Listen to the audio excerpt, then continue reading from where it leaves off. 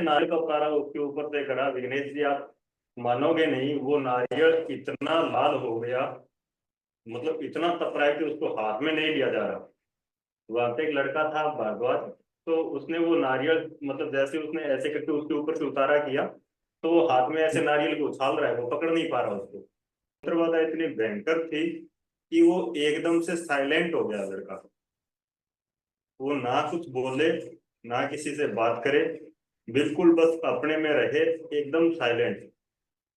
और पूरे दिन वो लड़का रोता है, उसकी आंखों से धर धर आंसू 24 घंटे बहते हैं। ना तो वो सो पाता है, ना वो हंस पाता है, ना वो खा पाता है। उसका जीवन एकदम नरक बन गया। ये स्वामी जी ने स्पष्ट बोला था, बोला यार ये बच कैसे गया, इसका बचना संभव नहीं था। मैंने स्वामी जी के साथ जो मुलाकात हुई मेरी, वो एक पेशेंट को लेके हुई। जी। क्योंकि स्वामी जी इस मामले में मैं जो एक डॉक्टर कह सकता हूँ, क्योंकि आध्यात्मिक क्षेत्र में उनका जो ज्ञान है ना, उस ज्ञान के आगे मुझे नहीं लगता कि अपने सनातन समाज में कोई भी धर्माचार्य है उनके आगे टिकता होगा। मैं 10-11 बजे से खाने का टाइम होता, तो उस टाइम पे उसको 15-16 लोग, प्रेत आत्माएं, उसको आसपास में आके बैठ जाती उसके पिताजी के। और उसको बोल, वो उसका पिताजी जो है वो बोलता, बोला आज तो हमारे राजस्थान में ना चाचा को काका बोलते हैं, तो बोला काका आया इसको भोजन दे, ये ताऊ जी आ गए इसको भोजन दे। वो जो उसके लड़के के जो माता जी है उनको वो बोलते थे, इसको भोजन करवाओ, इसको चाय पिलाओ, इसको दूध गर्म करके ला के, तो ये चाय नहीं पीता। अब घर वाले सारे परेशान।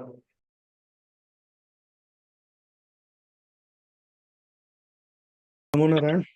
स्वामी रूपेश्वर चैनल पर एक पॉडकास्ट सीरीज स्टार्ट करी गई है श्रद्धालुओं के लिए जो नए साधक जुड़े हुए हैं। उनके मार्गदर्शन के लिए हम लोग नए श्रद्धालुओं से और जो हमारे वरिष्ठ साधक हैं उनके साथ हम बीच बीच में चर्चा करते हैं, उनके अनुभव को जानने की कोशिश करते हैं और उसको हम आप लोगों को उपलब्ध कराते हैं स्वामी रूपेश्वर चैनल पर यूट्यूब के माध्यम से। तो ये श्रृंखला गुरुदेव की आज्ञा से स्टार्ट करी गई है, जिससे नए साधकों को मार्गदर्शन प्राप्त हो सके और वो अपने आध्यात्मिक क्षेत्र में आध्यात्मिक साधना में उन्नति कर सके, या उनके जो जो भी कष्ट हैं भौतिक जीवन में उनका कुछ निवारण हो सके, उनको मार्गदर्शन मिल सके। तो इसी श्रृंखला में आज महेंद्र स्वामी जी हमारे साथ हैं। ये सेना में कार्यरत हैं, तो इनसे आप सब लोग पहले से ही परिचित हैं। तो हम महेंद्र जी से जानना चाहेंगे कि अब तक का आध्यात्मिक अनुभव उनका जीवन कैसा रहा और स्वामी जी से किस प्रकार मिले और कब मिले। प्रणाम विघ्नेश जी। हम्म। मैं स्वामी जी से 2017 में जुड़ा था। 17 में मेरा एक्चुअली एक्सीडेंट हो गया था, मैं छत से गिर गया था तो मेरा पैर टूट गया था। तो वो जो 1.5 महीने का पीरियड था, उस पीरियड में मैं बेड रेस्ट पे था। मेरे पास दूसरा कोई काम नहीं था। नहीं था, थोड़ी देर बच्चों के साथ खेल लिया, फिर थोड़ा बड़ा पूरे दिन बोर हो जाता था। तो ऐसे ही सर्च करते करते स्वामी जी का चैनल आ गया, और स्वामी जी का उस टाइम पे ऑडियो बनाया करते थे, वीडियो नहीं आया करता था उनका। जी। वीडियो जो ऑडियो फॉर्म में होता था। तो उस टाइम पे मैं स्वामी जी से जुड़ा था, और उनके मार्गदर्शन से मैंने बजरंग बाण शुरू किया था। सिद्ध तो हालांकि मैंने बहुत बाद में जाके किया था बजरंग बाण को, लेकिन स्वामी जी से जुड़ते ही मैंने बजरंग बाण पढ़ना शुरू कर दिया था। कभी 5 पाठ, कभी 10 पाठ, कभी 20 पाठ, ऐसे करके पढ़ लिया करता था। तो अगस्त 2017 में मैं प्रथम बार स्वामी जी के चैनल पर विजिट किया था, और तब से मैं स्वामी जी से जुड़ा हुआ हूँ। और तब से जो मेरा एक जो भौतिक जीवन है वो धीरे धीरे शिफ्ट होते होते आज मैं ये कह सकता हूँ कि मेरा जो 70% समय है वो आध्यात्मिक जो कार्य है उसके लिए मेरा व्यतीत होता है। 30% जो समय है वो मैं बाकी अन्य कार्यों में देता हूँ।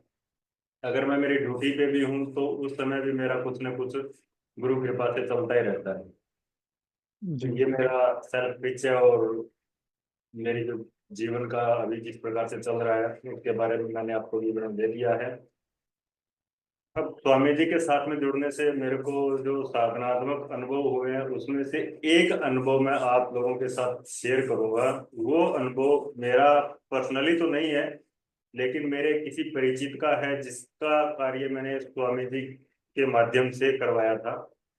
एक्चुअल में क्या था कि जो जिस लड़के का मैंने ये समस्या थी, ये नारायण बली का अनुभव है। तो वो लड़का भी मेरे डिपार्टमेंट में कार्य करता है। तो उसके ऊपर तंत्र बाधा हो गई थी। सेना में? जी। वो भी सेना में कार्य कर रहे हैं आपकी तरह? वो भी सेना में कार्यरत है। उसके ऊपर तंत्र बाधा थी, और तंत्र बाधा इतनी भयंकर थी कि वो एकदम से साइलेंट हो गया लड़का। वो ना कुछ बोले, ना किसी से बात करे, बिल्कुल बस अपने में रहे, एकदम साइलेंट। और पूरे दिन वो लड़का रोता है। उसकी आंखों से धर धर आंसू 24 घंटे बहते हैं। ना तो वो सो पाता है, ना वो हंस पाता है, ना वो खा पाता है। उसका जीवन एकदम नरक बन गया।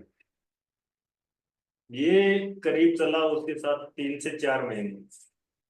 जी। और हाँ, उस लड़के को मैंने एक्चुअल में 2022 के दिसंबर में, जब अपना टेलीग्राम चैनल चलता था, बीच में तो बंद कर दिया था स्वामी जी ने, तो उस समय मैंने उसको टेलीग्राम समूह में जोड़ा था, और उसको मैंने कहा था कि तू यार बजरंग बाण के पाठ किया कर। तू जिस डिपार्टमेंट में, उस डिपार्टमेंट में सुरक्षा की बहुत आवश्यकता है। लेकिन क्या है, जब तक है ना माथे में पड़े ना ना, तब तक कोई सुनता नहीं है। करता जब नहीं है। हाँ, जब जब पीड़ा आएगी ना, जब समस्या में फंसेगा, तब जाके उसको वो समाधान की तरफ भागता है। अधिकांश समाज का यही जो एजेंडा है, अधिकांश समाज बस इसी मार्ग पे चलता है। जब तक समस्या नहीं आएगी, तब तक उसको किसी बारे में कुछ नहीं सोचना, बस भोग विलास और इन सब में फंसे रहना है। हम्म। तो वो लड़का,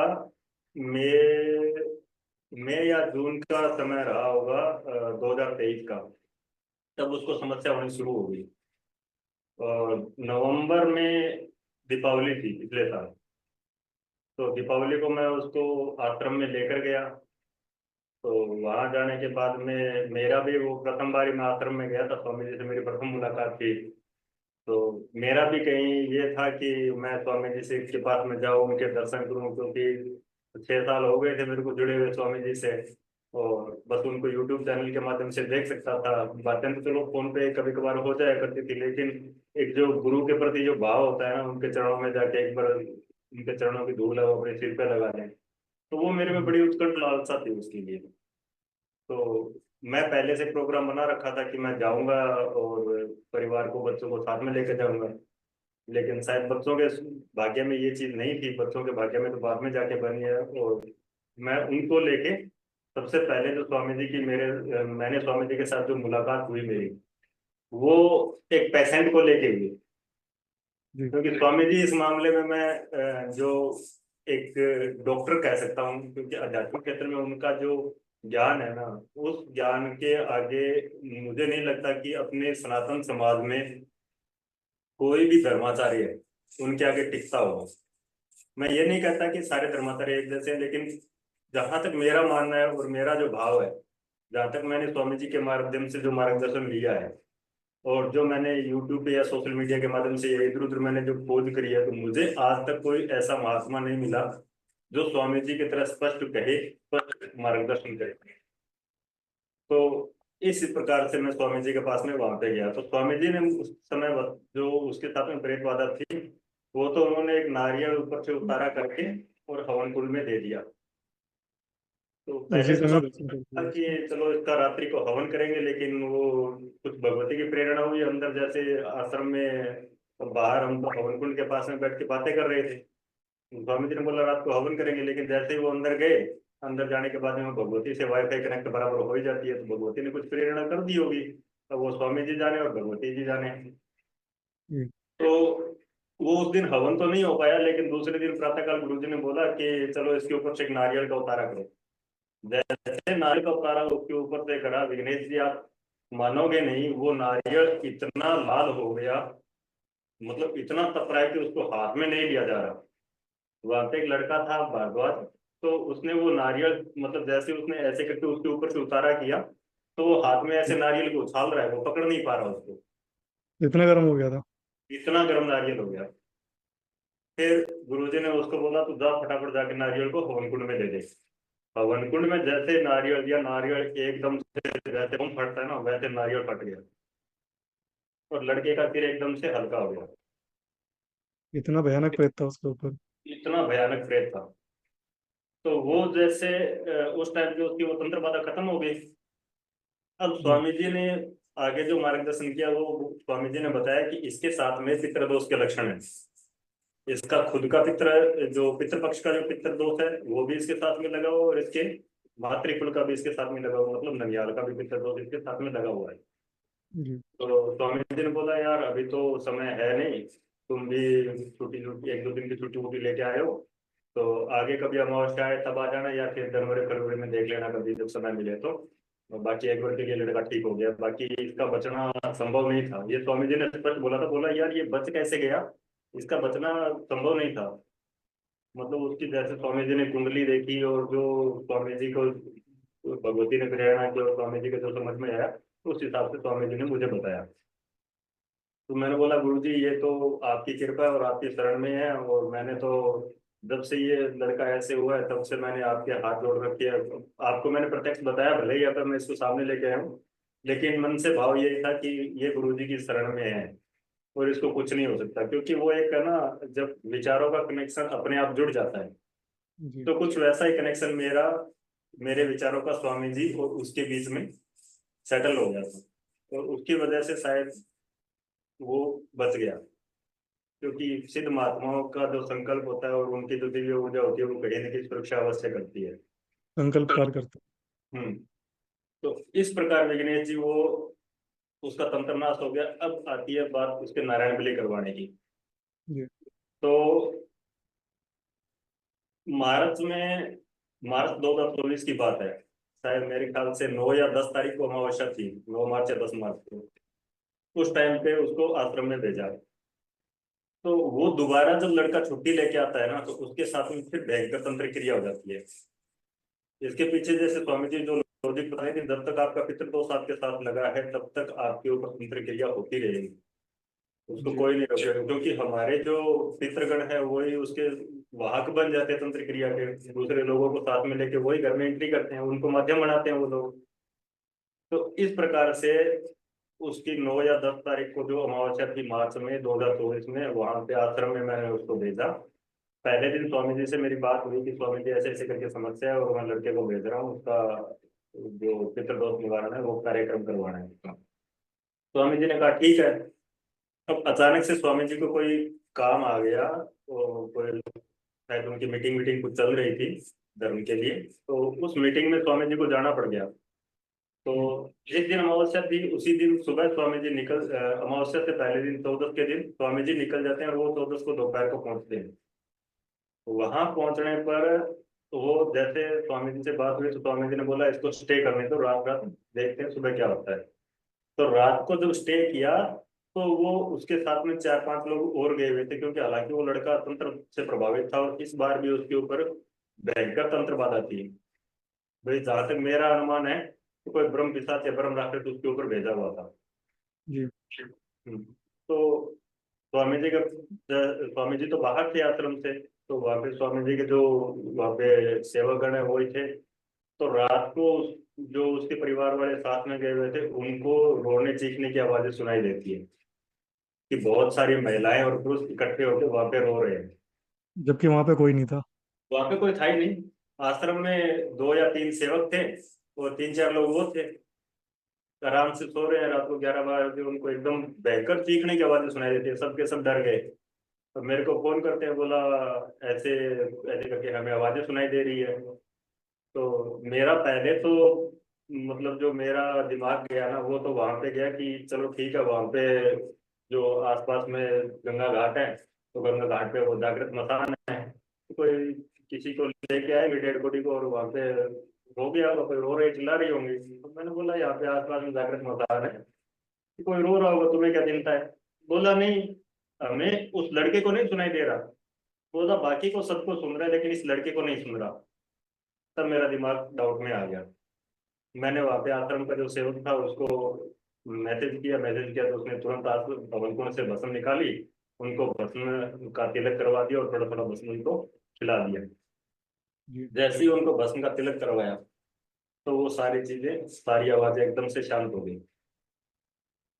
अब विघ्नेश जी वो जो लड़का जिसको मैं आश्रम में भेजा था, उसके जो पिताजी थे ना, वो मानसिक रोगी हो गए थे। 2 महीने से वो क्या है कि बिस्तर पे मलमूत्र त्याग रहे हैं, कोई उनको शुद्ध नहीं है, बिल्कुल एकदम। ये मान के चलो कि जैसे एक पागल, पागल खाने में जैसे पागल होता है ना, वैसी हालत थी एकदम से। पूरा जितना मलमूत्र त्याग, ना नाली, ना पित्तू, ना बच रहना। उनके कमरे में अगर घुस जाओ तो इतनी दुर्गंध आए, पूछो ना।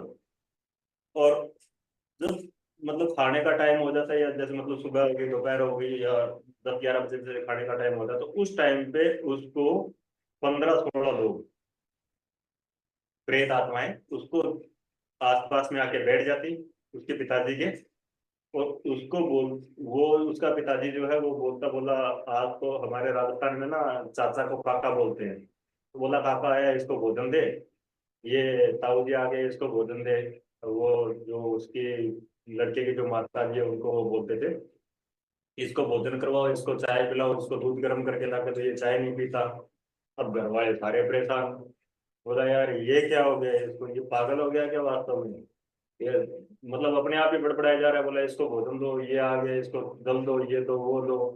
तो ये मतलब उससे जो उसको आश्रम में भेजा था, उससे 8-10 ले लेको तब तक कब बात बता रहा हूँ मैं आपको। तो उन्होंने मेरे को फोन किया, बोला ऐसे ऐसे करके, और ये बकरा है। तो स्वामी जी के मार्गदर्शन में बस शुरू से जुड़े हुए हैं, तो स्वामी जी की कृपा से ये सब चीजें थोड़ा बहुत समझ में आ ही जाती है। तो जी। मैंने बोला ये स्वामी जी ने बताया था कि पितृदोष है, तो ये जो अपने जो प्रेत गण हैं वो सब लोग एक्टिव हो गए और यहाँ पे आ रहे हैं, और ये ज्यादा कुछ नहीं है, आप लोगों के ऊपर, परिवार के ऊपर कोई कोई तंत्र क्रिया होगी है, उसका ये परिणाम है। तो चिंता ना करो, हम इस बार अमावस्या को आश्रम में भेज के सब कुछ निपटा देंगे। विघ्नेश जी, जिस दिन आश्रम में ये लोग गए, नारायण बलि हुआ। नारायण बलि होने के बाद में 5 से 7 दिन में उसका पिताजी, लड़के का पिताजी, एकदम से स्वस्थ हो गया। ना तो वो बिस्तर में पेशाब कर रहा है, ना वो मूत्र त्याग रहा है, ना उसको लार टपक रही है, ना वो। और वो जो प्रेत उसको दिखते थे, वो तो जिस दिन नारायण बलि हुआ था, जैसे दोपहर में नारायण बलि हुआ है, दोपहर के बाद में उसको वो दिखे ही नहीं। सारे प्रेत साफ हो गए। सारे प्रेत एकदम से वो आश्रम में उन लोगों के साथ में आ गए, और वो साथ हो गए। कोई एक आदम हो बस, अगर कोई बच गया होगा गुप्त जी। रूप से, तो वो कह नहीं सकते, लेकिन 99% जो प्रेत थे वो सब के सब उनके साथ में आ गए। और मेरे हिसाब से जो उसको रात को जो चीखने की आवाजें आ रही थी, वो भी शायद उन्हीं लोगों की थी, क्योंकि उधर भगवती है और इधर ये प्रेत लोग थे, तो भगवती के सामने तो देख देख के उनका तो चीखें निकल जाएगी। उसके कुल परिवार के ही सारे प्रेत मंडली इकट्ठी हो गई थी जो बिल्कुल उसको बिल्कुल परेशान पूरी, कर रही थी।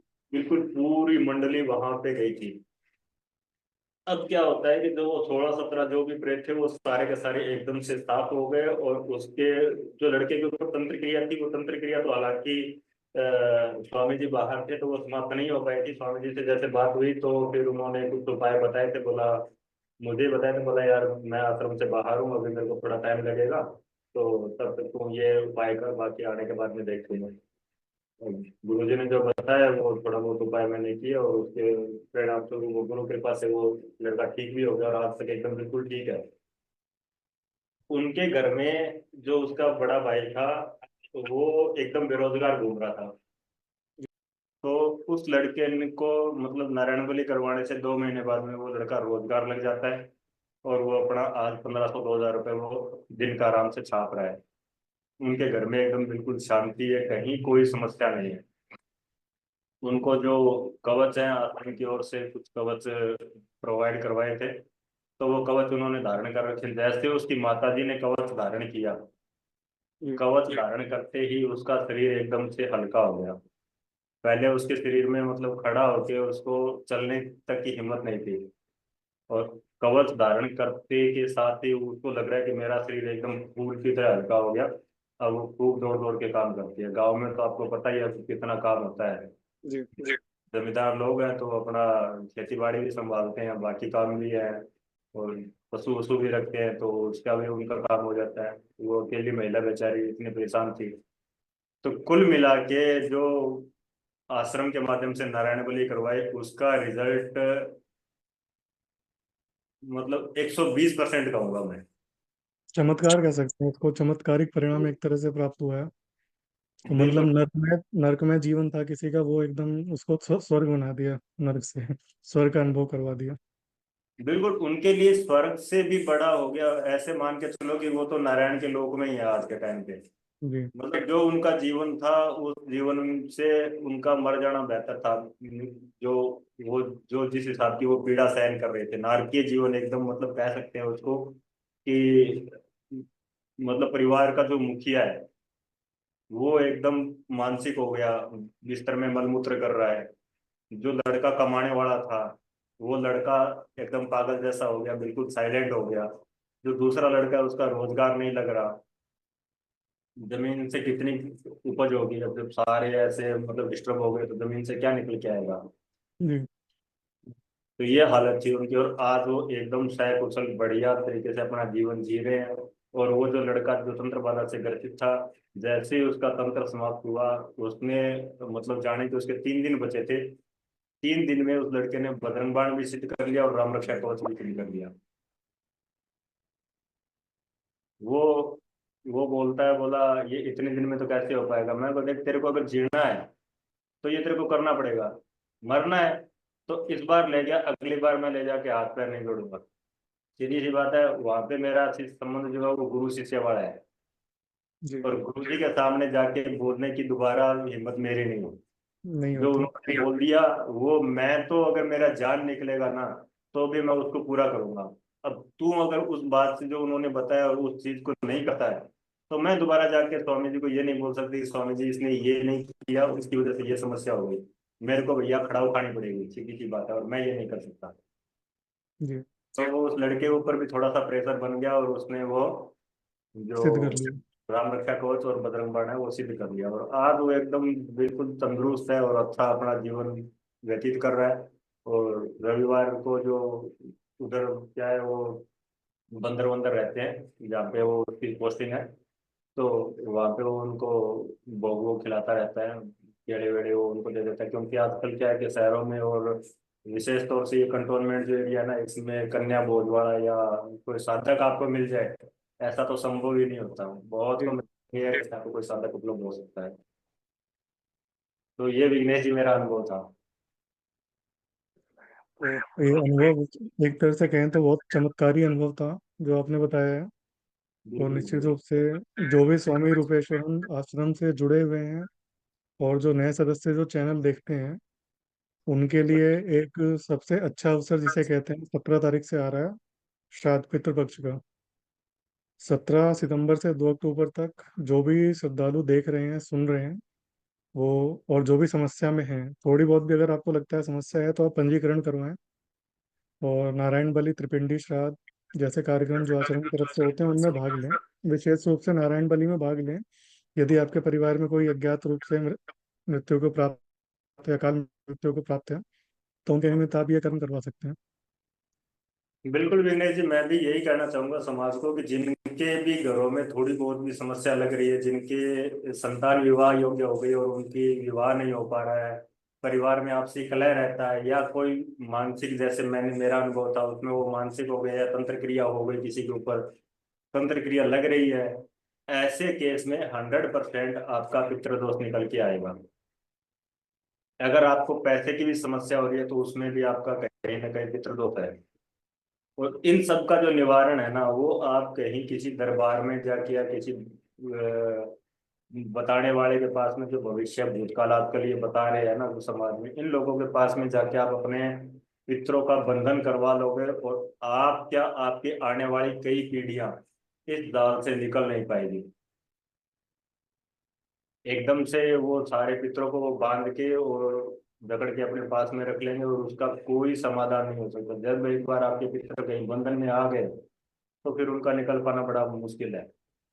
उसको जी निकालने के लिए बहुत मेहनत करनी पड़ती है, और कोई इतना मतलब अपना रिस्क लेके काम नहीं करेगा, क्योंकि वो जो बांधने वाला है ना उसके पास में ऑलरेडी 2-4 लाख रेट होंगे। तो आप वाले एक दो को निकालने के लिए वो 2-4 लाखों से लड़ना पड़ेगा। ये समस्या हो जाती है वहां पे।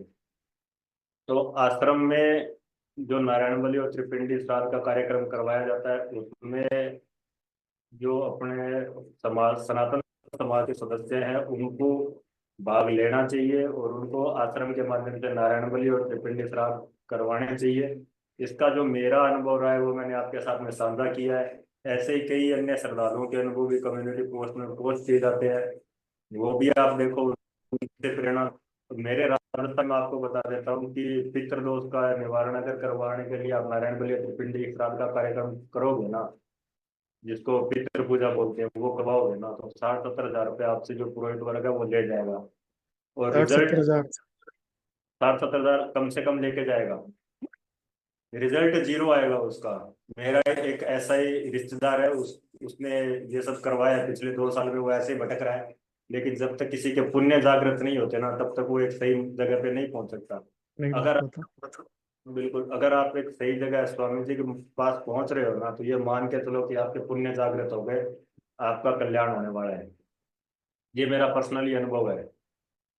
और जिस दूसरा ये भी है कि जो एनवायरनमेंट है आश्रम का, गंगा जी का घाट हो गया, गंगा जी का किनारा हो गया, और साक्षात भगवती वहां पे विराजमान है, तो ऐसा आपको वातावरण भी नहीं मिलेगा। ये एकदम अनुकूल वातावरण होता है पितरों की सदगति के लिए। बिल्कुल विघ्नेश जी, अखंड अग्नि भगवती का जो तपस्थली है, वहां पे गुरु जी ने 24 साल वहां पे तप किया है। भगवती साक्षात विराजमान है, ये प्रत्यक्ष अनुभव है। वहां पे जाके आया हूँ मैं 3 से 4 बार। यज्ञ अग्नि है वहां पे, अखंड अग्नि चल रही है, भगवती गंगा का तट है। और एक संत का तप तप है वहां पे, सबसे बड़ी बात है वो संत का तप आपको मिल रहा है। अगर आप किसी पुरोहित से करवाओगे तो आपका एक आधा प्रेत के निमित्त वो करेंगे और वो वहां पे चला भी जाए, लेकिन जो पीछे और कितने दबे पड़े हैं उनको कैसे निकालोगे? उनको निकालने के लिए तप चाहिए। वो तप आपको कहाँ से प्राप्त होगा? ये सबसे बड़ी समस्या आती है। जी। जी। इस समस्या का जो निवारण है ना, वो मेरे विचार से स्वामी जी के पास में है आज के समय में। बाकी जिसने जहां भटकना वहां पे वो भटक सकते हैं, इसमें कोई वो नहीं है। लेकिन जो वास्तव में अपना पितृदोष का संपूर्ण समाधान चाहते हैं, वो एक बार अवश्य स्वामी जी के आश्रम में, स्वामी रूपेश्वरानंद आश्रम जो बलुआ घाट वाराणसी में है, वहाँ पे अवश्य संपर्क करें। और वहाँ से अपना जो संपूर्ण पितृदोष निवारण का कार्यक्रम है उसमें एक बार अवश्य भाग लेंगे। ये मेरा सभी जो अपने चैनल के व्यूवर्स है उन सब से निवेदन रहेगा। जी। मेरा खुद का तर्पण का अनुभव है, इतना दिव्य अनुभव था इसमें। कभी वो किसी नेक्स्ट वीडियो में मैं शेयर करूंगा। ये अवश्य आपसे जानना चाहेंगे अगली बार कि आपका खुद का स्वयं का अनुभव कैसा रहा। बिल्कुल। एक चीज और आपसे पता करना था कि आप स्वामी जी से प्रत्यक्ष भी मिले कई बार, जी। तो वो उनका व्यवहार शिष्यों के प्रति कैसा रहता है, कैसा लगता है आपको जाके वहाँ पे? स्वामी जी का व्यवहार देखो भाई, शिष्यों के लिए अलग है और श्रद्धालुओं के लिए अलग है। अगर श्रद्धालु के हिसाब से आप वहां पे जाते हैं, आपने स्वामी जी से दीक्षा नहीं लिया है और श्रद्धालु के तौर तरीके पे आप जाते हैं, तो स्वामी जी आपको जो आवभगत आप अपने घर में नहीं कर सकते, आपके घर में आए हुए मेहमान की, जी। वो आवभगत आपकी स्वामी जी वहां पे करते हैं। स्वामी जी अपने शिष्यों को, इवन मैं भी 3 से 4 बार गया हूँ, तो मैंने स्वामी जी के हाथ का भोजन किया है। वो अपने जी। हाथ से भोजन बना के देते हैं और उनका व्यवहार एकदम बिल्कुल मधुर रहता है। जो श्रद्धालु की बात जाती है, जो शिष्य जाते हैं, तो शिष्य के लिए वो शिष्य और गुरु के बीच में जो व्यवहार होना चाहिए वही व्यवहार होता है। वो जहाँ पे कठोर होना है वहाँ पे कठोर होंगे, जहाँ पे सामान्य होना है वहाँ पे सामान्य रहेंगे, जहाँ पे एकदम मृदु होना है वहाँ पे एकदम वो मीठे होके और अपने पुत्र की बातें समझाएंगे। तो मैं तो यही कहूंगा कि स्वामी जी जो है वो मेरे मतलब पिता से भी बढ़कर है। आज जो मैं मतलब यहाँ पे बैठ के जो मैं ये बोल पा रहा हूँ ना लाइव में, और जो मैं मेरे जीवन में मैंने इतने अनुभव किए हैं, वो सब स्वामी जी की कृपा है। उसके अलावा मैं अगर पूरे जीवन का रहता ना, तो मैं कभी वो अनुभव नहीं कर सकता था जो मैं आज इतने छोटे से समय में जो जितना मैंने अनुभव किया है।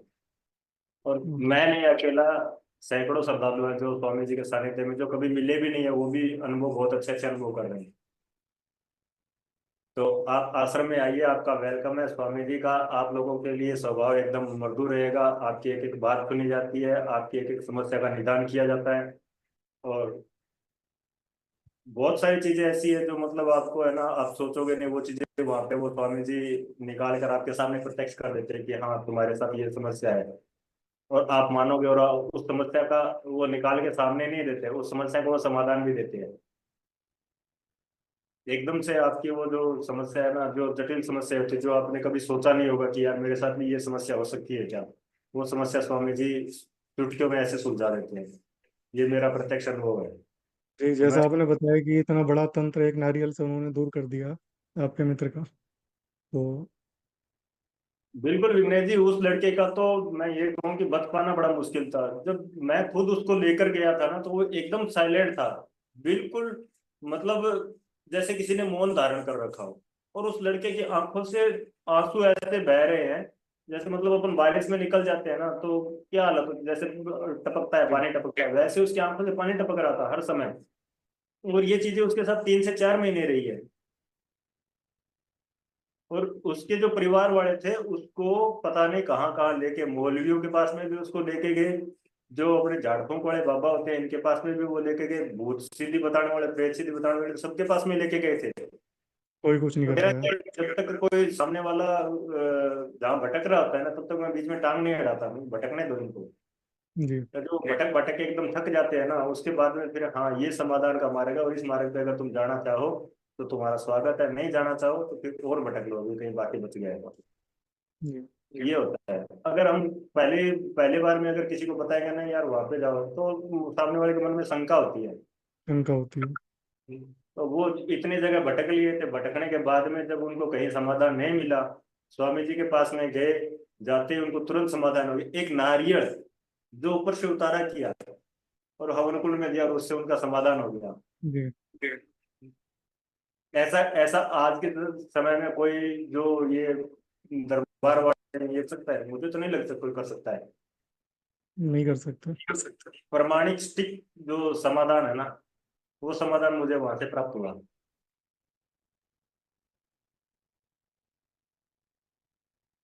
एक शास्त्रोक्त समाधान जो होता है वो आश्रम से प्राप्त होता है। वो बाकी भटकने वाले तो सब जगह भटकेंगे, तो वो बिल्कुल समय आने आप, पर जब उनके पुण्य जागृत होते हैं तभी वो स्वामी जी से भेंट कर सकते हैं। बिल्कुल आज, आपकी बातों से ऐसा समझ में आया है मुझे। बिल्कुल आज तक स्वामी जी ने कोई ऐसी बात नहीं बोली जो शास्त्रों से हटकर हो। उन्होंने जी। जो भी पॉइंट रखे ना, पूरे एकदम शास्त्रों से मैच करवा के उन्होंने वो बातें रखी है। किसी आप उनके चैनल पे जाके किसी भी वीडियो को देखो, उस वीडियो में कोई भी बात आप पकड़ो, उस बात को आप शास्त्रों में, पर जो उन्होंने प्रमाणित शास्त्र उसके संदर्भ में जो दिया है, उसमें आप उसको खोज करके देखो, आपको वो उसका विवरण पक्का मिलेगा। जी। अब वो आपकी बुद्धि है कि आप उसको कहाँ तक समझ पाते हो। लेकिन उस चीज को अगर आप डीपली जाके, डेप्थ में जाके अगर आप उसको समझना चाहोगे ना, तो आपको पूर्ण रूप से वो प्रमाणित और एकदम शास्त्रोक्त सत्य वचन जो होते हैं ना, भगवान कृष्ण की जो वाणी है ना, वो आपको वहां पे देखने को मिलेगी। तो मैं तो सभी श्रद्धालुओं से ये भी निवेदन करना चाहूंगा कि आश्रम में जो यज्ञ इत्यादि होते रहते हैं हर माह, जैसे महाकाल यज्ञ हो गया, कभी भगवत दिवाली यज्ञ हो गया, या दूसरे अन्य भी यज्ञ होते रहते हैं, तो उन यज्ञों में भाग लिया करें। उनमें भाग लेने से क्या कि जो आपके साथ में समस्या है ना, वो समस्या स्वतः ही समाधान उनका हो जाता है। जी। मैंने 2022 तक ऐसा कोई यज्ञ नहीं छोड़ा जिस यज्ञ में मैंने भाग ना लिया हो। मैं आपसे ये पूछने वाला था कि आपने प्रत्यक्ष रूप से यज्ञ में भाग लिया है आश्रम में। हाँ, प्रत्यक्ष रूप में मैं महाकाल यज्ञ में गया था। जी। प्रत्यक्ष महाकाल यज्ञ में मैंने भाग लिया था, और वहाँ पे दिव्य वातावरण था, और मैं दो दो दो घंटे, 3 3 घंटे वहाँ पे यज्ञ में बैठ के आहुतियां दी, और वहाँ पे मतलब बाहर निकलो तो इतनी गर्मी है, और हवन कुंड के पास में बैठो एकदम भभकती हुई अग्नि के पास में, तो वहां पे आपको बिल्कुल शीतल वातावरण मिल रहा है।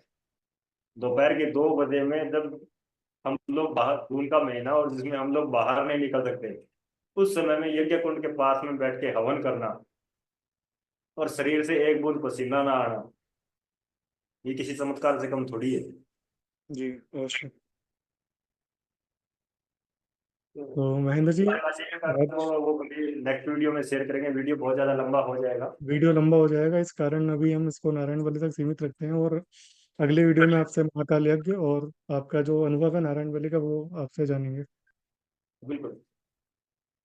बहुत बहुत धन्यवाद महेंद्र जी आपका समय देने के लिए। नारायण। नारायण, धन्यवाद।